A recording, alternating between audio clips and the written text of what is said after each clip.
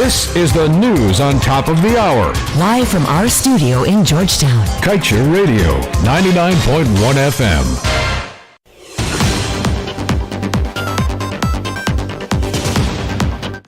Good day, welcome to your news at noon on Kaieteur Radio for Tuesday, June 21st, 2022. I'm Kevin Smith, and in your headlines today, Kaieteur, Norton, Ramjatan and Patterson unsure whether Exxon is recovering 2% royalty. Guyana may already be in the middle of an oil curse, according to international lawyer Melinda Janke, and CDB presses CARICOM to transition to renewables, but Vice President Kaieteur says solar, wind and hydro options too expensive for Guyana. COVID-19 death toll now 1,248, fully vaccinated man latest fatality. $79 million in contracts to build nursery school and extend dorm. Government awards hospital contract to Austrian firm without tendering project, and bodies of Pomeroon accident victims recovered from river. Stay tuned to get the full details of these stories and more.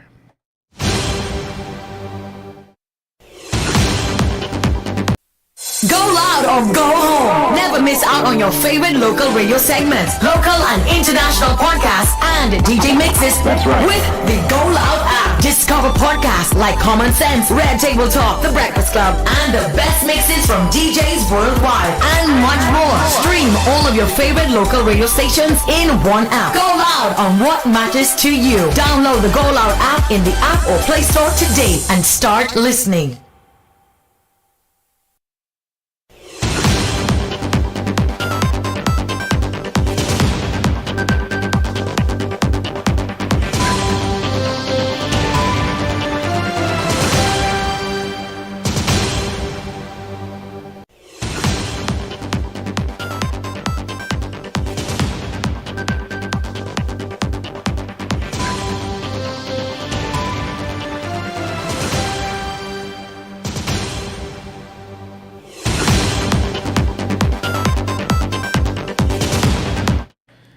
And now for the news in detail. Taking into account that oil companies do what they must for maximum profits, and the fact that loopholes in production sharing agreements allow them to cream off more than they should from oil projects, questions are brewing as to whether the meager 2% royalty paid on this country's oil endowment is being recovered by the Stabroek Block operators as an expense. Vice President Barry Kaieteur was unable to say whether Esso is in fact recovering the sums paid as royalty. He added that he did not want to make a statement that he might have to retract. He preferred to leave the question in the hands of the nation's tax and legal authorities or guardians. Leader of the opposition Auburn Norton said that the Stabroek Block PSA doesn't make royalty recoverable, but the smaller blocks have an unusual clause in place that makes royalty recoverable in that regard. According to the understanding of the former Minister of Infrastructure and current Shadow Oil and Gas Minister David Patterson, Guyana's 2% royalty is not supposed to be recovered by the oil company. Leader of the AFC and former Security Minister Kemraj Ramjatan submitted that during the coalition government's handling of the PSA, there was no provision in the document for Exxon to reclaim the 2% royalty. As such, he said he is unaware that the payment is recoverable. In other news, citing the daily debt the country continued to rack up as Guyana forges ahead with the production of its oil, coupled with the astonishing deal of it accepted with ExxonMobil, international lawyer Melinda Janke believes that the country may already be in the midst of an oil curse called the Dutch disease. Janke explained that 4 years ago, when she pronounced that oil would make Guyana poorer rather than richer, the population was opposed to her comments. However, Janke said the reality could not be clearer today, as it is quite evident that the promised wealth from the oil and gas sector is yet to arrive. In fact, she pointed out Guyana is racking up debt that have to be paid to Exxon out of Guyana's oil, and so this vast wealth that we were promised will never arrive. At the rate Esso has envisaged the developments, the ones already identified would see the country repaying ExxonMobil at least $75 billion to develop, which would mean that the country would be repaying debt on that amount until 2070. In other news, energy security is on the top of the agenda for Caribbean countries, and the President of the Caribbean Development Bank, Dr. Jean Leon, underscored the urgent need for the region to accelerate the transition to renewable energy. This was highlighted during his address at the opening ceremony of the bank's 52nd annual meeting of the Board of the Governors last week in the Turks and Caicos Island. Dr. Leon stated that energy is an essential input into all economic activity, and it is a critical ramification in the social and environmental context. He added that the region's high dependency on imported fossil fuels, not forgetting the associated high cost of electricity, has been stifling the pace of growth and development in the Caribbean.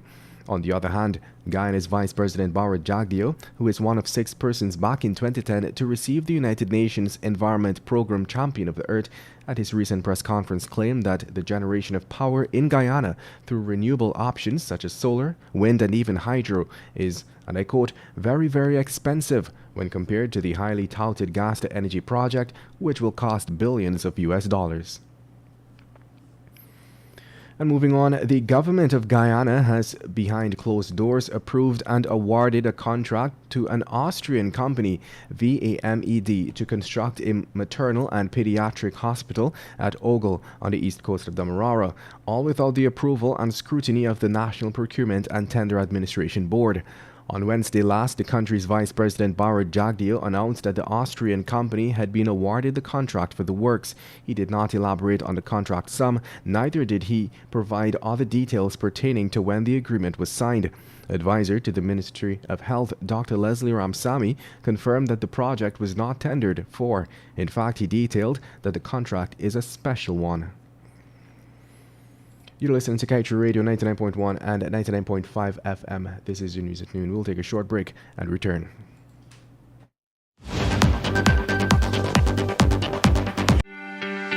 This is GHK Lal inviting you to join me weekdays from Monday to Friday on the National Outlook for commentary on a range of issues. Immediately after the 12 noon and 7 p.m. newscasts on Kaieteur Radio at 99.1 FM and 99.5 FM. Looking forward to you sharing in the conversation.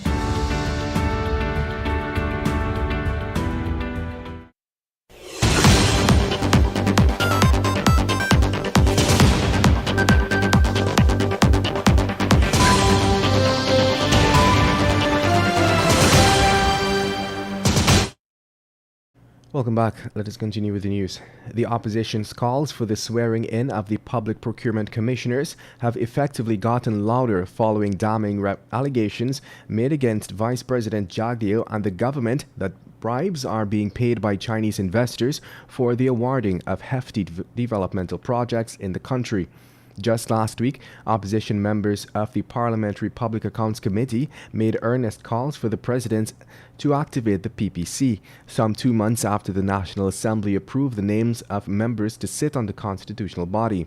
In light of the recent revelations from Vice News, Member of Parliament and a PSC Chairman Jermaine Figuera has reiterated demands for the PPC while calling for a full investigation into the accusations made against the Vice President.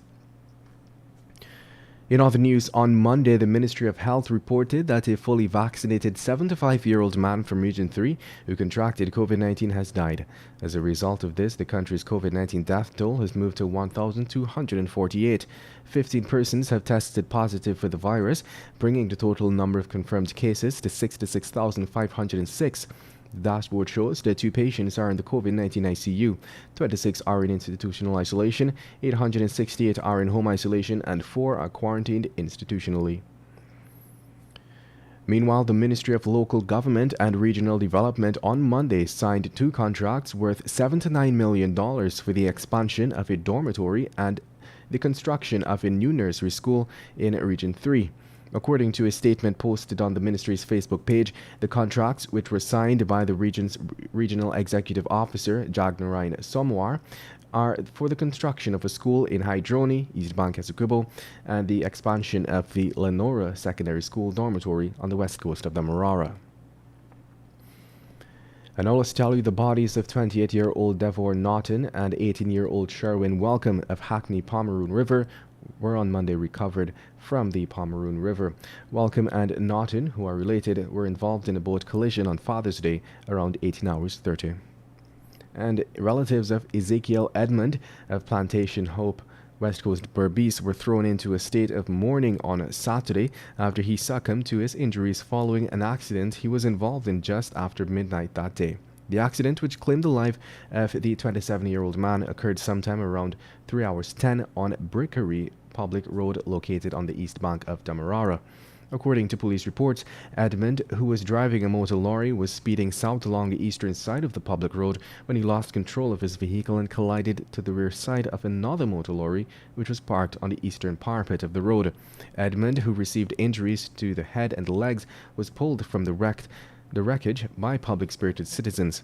The young man, who underwent emergency surgery for his injuries, passed away sometime around 15 hours that day while receiving treatment. And to wrap things up, Guyana is among 3 Caribbean countries that produces more than 50% of its own food. This was highlighted during the featured address of Dr. Jean Leon, president of the Caribbean Development Bank. Leon stated that the CDB's focus for 2022 to 2023 will be on advancing food and nutrition security, energy, and water security in the region. Dr. Leon stated that for decades the Caribbean has been over-reliant on food imports. In making further sentiments, the CDB president noted that the World Bank has estimates that between 8 and 90% rather of all food consumed in the region comes from abroad. With only 3 Caribbean countries, Guyana, Belize, and Haiti, produce more than 50% of their own food.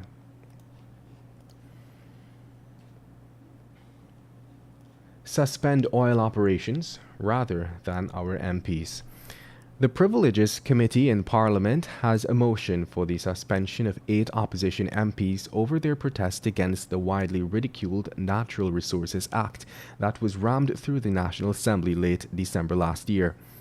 Instead of Guyanese looking for ways to beat up one another by suspending opposition MPs, it would be much better for our leaders to consider suspending all oil operations until we get the foreign oil companies to come to the table of discussion and talk about giving more to Guyanese. Let's stop playing these games by making enemies out of each other while allowing the oil companies to run over all of us. We must get more. But we have to put our shoulders together and force those who exploit us to see things our way. It is together we go forward, or divided we fall apart. Again, we knock on the door of our oil investors and compel them to be conscionable in their contract deals with us. And that brings us to the end of your main newscast. I'm Kevin Smith. Thank you for listening.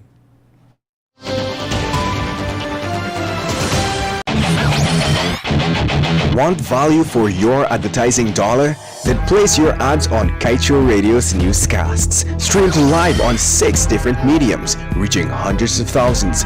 Advertise today and watch your dollar grow.